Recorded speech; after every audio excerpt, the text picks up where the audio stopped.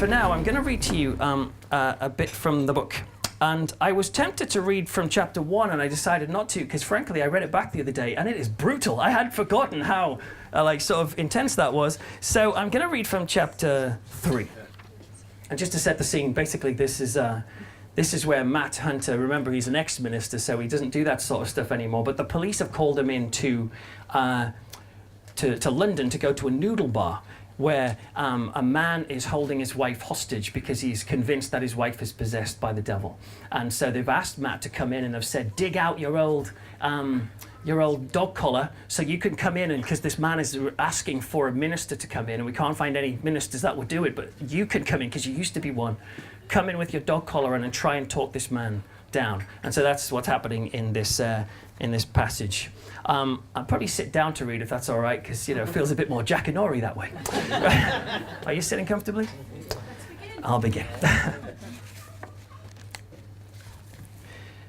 Matt turned his head to the side and caught his reflection in the glass window to make sure the earpiece was well hidden.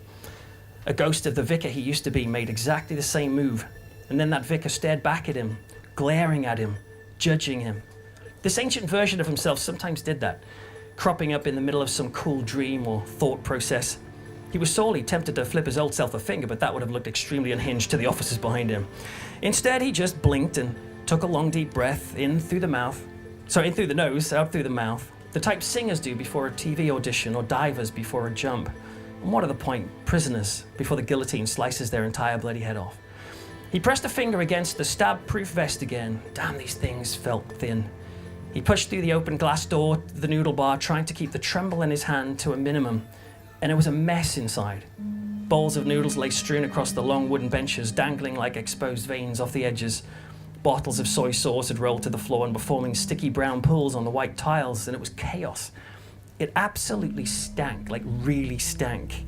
Considering Matt was such a flag-waving, prawn cracker-munching fanboy of Chinese food, it was surprisingly nauseating.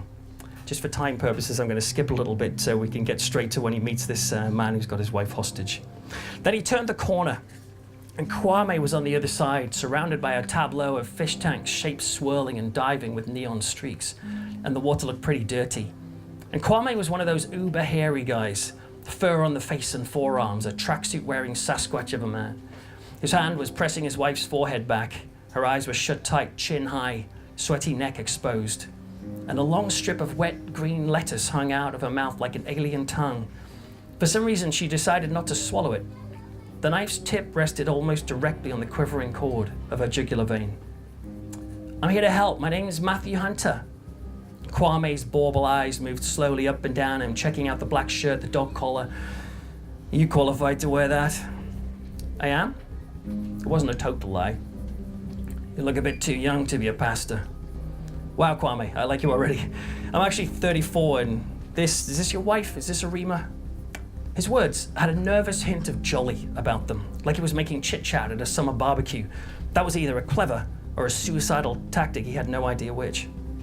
It used to be my wife, pastor, but Satan's got her now. How so? I mean, he'd crawl inside her body while she sleeps, slithers in through her mouth, and then she wakes and she's a foul thing. I see. Just take your time.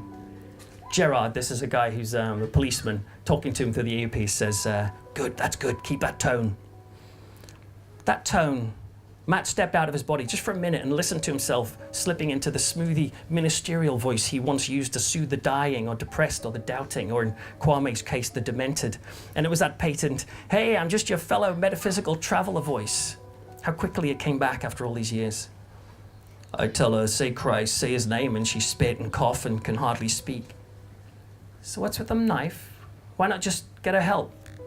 Matt considered pulling out this earpiece and plunging it into the nearest bowl of noodles when Gerard said, don't challenge him, idiot. My pastors at the church, they already try to help her. They pray, they sing, they read the word, and does it ever work? It never works. Why the knife, Kwame? Kwame's face started to wrinkle and crease. I'm not going to judge you, okay? But just come on, let's just stop messing about. Tell me straight about what's just happened here. For God's sake, Hunter, don't harass the... A loud pop of malfunction shot through the earpiece, making Matt wince, and then silence. Dead batteries, maybe, or interference. Whatever the case, it meant no more. Gerard. Panic and relief flooded Matt both at the same time, and he wanted to push his fingers into his ear to give that thing a wiggle.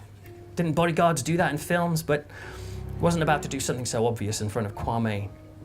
Okay, Kwame said, I tell you when we're eating dinner just now, and she says she's gonna kill our son.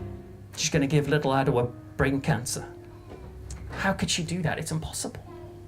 Oh, she's crafty. She can say a prayer to Satan and the boy can get it just like that, and she's done it before.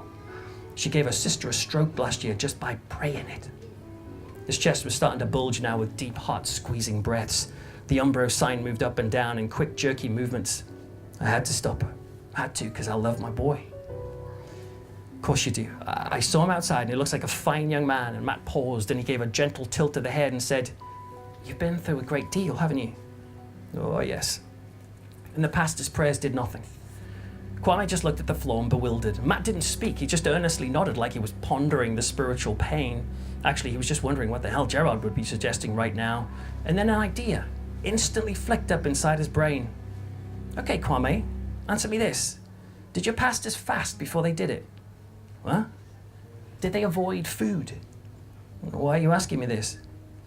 Jesus said demons only come out with prayer and fasting. It's the Gospel of Mark, chapter 9. Did they fast? The constant quiver in Kwame's lips suddenly stopped. I can't remember, I don't know. He shrugged. Maybe? No? Well, it's not rocket science, is it? I reckon they probably didn't. But I've been fasting, Kwame. You hear that? Which means I can exercise her right now if you want me to. If Gerard could still hear the audio feed on his end, this would probably be the point when he put his head in his hands. So shall I do it? And Kwame pushed his tongue inside the inside of his cheek and he said, "You lying to me, mister."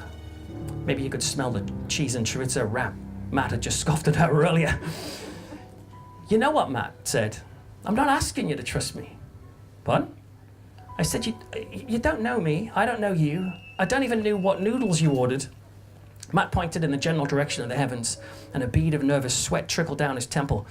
But you've got to trust him, because that's what this is about, Kwame. It's not me. It's not you. Not Adwa. It's not even about Arima. Because in the end, this isn't about flesh and blood, and it never was. This is the heavenly realms we're dealing with. So are you gonna come over here and let me get started? And the three of them stood without speaking for a moment. Kwame's lips moved in silent prayer, and there was a James Bond medley slinking on the tannoy, a pathetic synth version of For Your Eyes Only, like a demo on an insane child's keyboard. Do it then, Kwame said finally. Do the exorcism, but I'm gonna hold her. And I won't let her go until the demon comes out. That should work. And Matt thought, no, numbnuts, that won't work. Matt felt a sudden fury at Larry for suggesting he dig this damn vicar collar out of that fossil of a box in his attic, but then he found himself flicking through the files in his mind, found a drawer, pulled out a folder. Set her on the floor, Matt said. Over here, Kwame, I'm gonna have to lie on her. Excuse me? I need to lie on top of her. What are you talking about? You remember Elisha, don't you, when he brought the little boy back to life? Kwame thought for a moment and then he began to nod. Matt quoted the Old Testament text as close as he could remember it. He was almost tempted to say it in a Charlton Heston voice to give it gravitas, but he didn't. As Elisha stretched himself out on him, the boy's body grew warm. Kwame, do you want your wife back? And Kwame was already moving her into position, knife held close. And it was amazing how a few Bible quotes could get people to fall in line. Arima moved with him, upright and stiff in his arms, like a kooky version of one of those shop dummies outside. And the only movement came was when she sucked the lettuce up. It slithered through her lips almost all the way up, like she hadn't sucked it in at all, but that it had crawled in all by itself. A piece of religious trivia suddenly popped into his head, something his brain often liked to do. He could see himself reading about medieval Christianity on a tube ride and how Gregory the Great reported nuns eating unblessed lettuce and getting possessed. He remembered laughing at that when he read it, leaning over to his wife Wren and saying, "Can you believe that, Satan, via the veg aisle?" And he saw the wet green tail vanish between her lips, and it didn't feel quite as funny. Kwame lay his wife softly on the floor, and with his spare hand he cleared the wiry afro fringe from her eyes, and he wiped away a single white bubble of spit from the corner of her mouth. And even with the blade at her throat, there was a tenderness to his movements. And Matt crouched down and just did it. He just slowly crawled on top of her, ignoring the ghost of Gerard's voice, or maybe it was his own common sense. saying in a steady, frantic whisper over and over, "What the hell are you doing? What the hell are you doing?" And maybe this would be a funny story he would tell in lectures or radio interviews. Maybe he could include it in his book. That hilarious Sunday, he dressed up as a vicar and lay flat out on top of a possessed Nigerian who had a knife to her throat. But the closer he got to her face, he had a sickly throb of dread which was real and sharp, that maybe people would tell this story in hushed tones at his funeral. What a tragically bizarre way for a fella to die, they'd say. Try not to laugh into the cucumber sandwiches. She smelled very strange and thoroughly unpleasant, like the food scraps bin he had at home under the kitchen sink when he put them out for collection each week when they were moist with decay. She smelled of that, and maybe a little vinegar, and she was cold beneath him. For the first time, she started making a noise, and it was a quiet moaning, while her cold hips started to push against his. And slowly at first, up and around, a subtle sexual writhing that Matt hoped to hell Kwame wouldn't notice, and she was humming a melody, and it was Amazing Grace. "You'll need to move the knife from her neck just for a few seconds, okay?" And Kwame narrowed his eyes and he says, "I tell you, Pastor, that I'll stab you if this doesn't work. I'll cut your throat." The indentation on Arima's neck sprang back as Kwame pulled the knife away. And Matt started to pray aloud, something in Latin. This time he did get a little Heston with it because frankly he was nervous. It was a harmless blessing prayer that he'd learned 1,000,000 years ago in Bible college, but he could already see Kwame starting to relax, clearly thinking Matt was legit. Oh, Bible verses make you look holy, but pray in Latin and everyone thinks you're Max von Sydow in The Exorcist. After a minute of this, Kwame even took a step backwards up against the swarming fish tanks. And he sank onto the benches so he could watch. And there was distance between him and his wife finally. "I need you to pray, Kwame. Pray the Lord's Prayer right now and pray loud." Hairy hands slapped together, wedging the knife blade between his palms, and his eyes closed tight and became a black spiderweb of wrinkles. And Arima kept humming the melody of Amazing Grace. "How sweet the sound that saved a wretch like me." Okay, Matt thought, this is it. "It's really hot today," he whispered towards the earpiece. The agreed code for "she's clear." Hopefully the malfunction was only one way and the army of police would still hear him outside, but there was no response. And he wiggled his face and felt the earpiece shift. "It's really hot today." And he waited for the doors to burst in. Nothing. "Pray it again, Kwame," he said. "Keep going and don't stop." And Kwame nodded and closed his eyes again, and Matt took in a breath. A new plan. Just as Kwame's lips circled to form the word "Ow" of Our Father, Matt hollered out as loud as he possibly could, "She's clear!"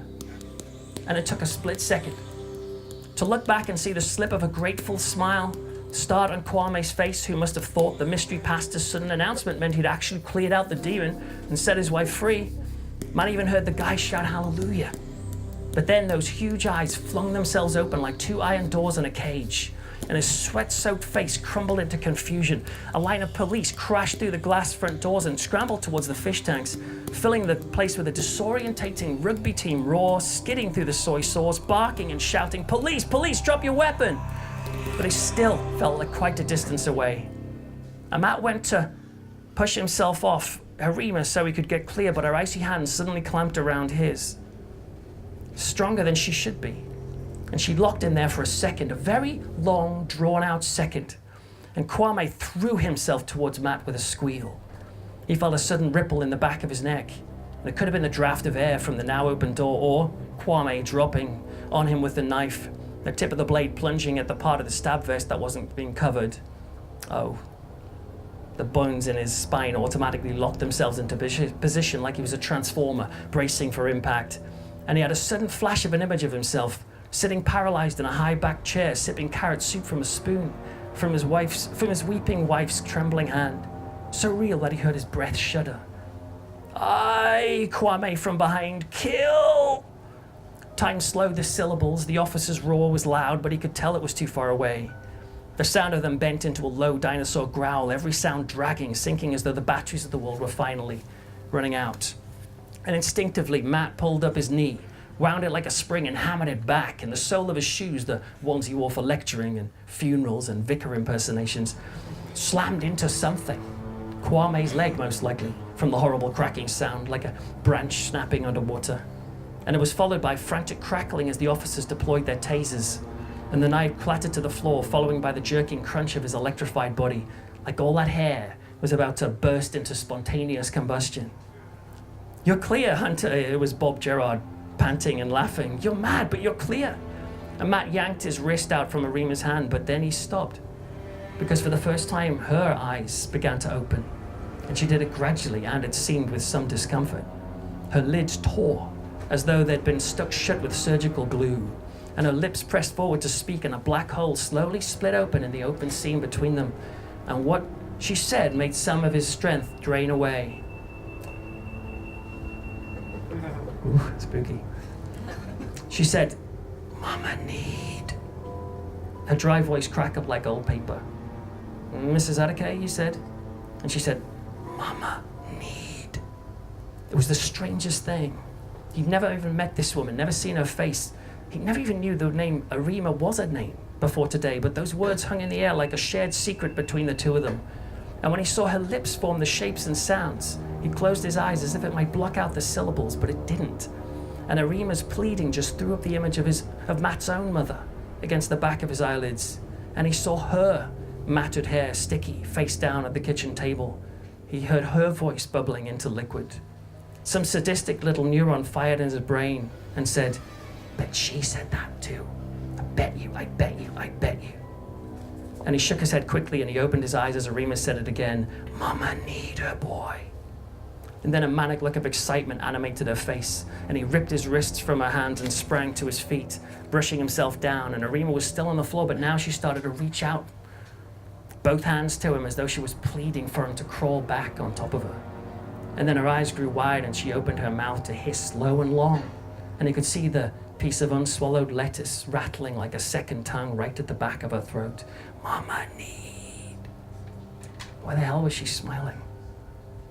The medics were shuffling down the corridor, swooping around her. "Help her, will you?" Matt told them, eyes fixed on Arima's arching back. It was so high that he half expected to hear each vertebra snap as she contorted, cracking like the flick of a pack of cards.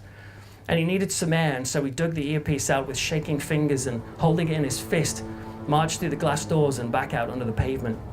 And he spotted a van in the street that hadn't been there before, and a TV camera was thrust into his face as soon as his foot touched the tarmac, and the street suddenly echoed with sound, and it took him a moment to realize it was the officers applauding.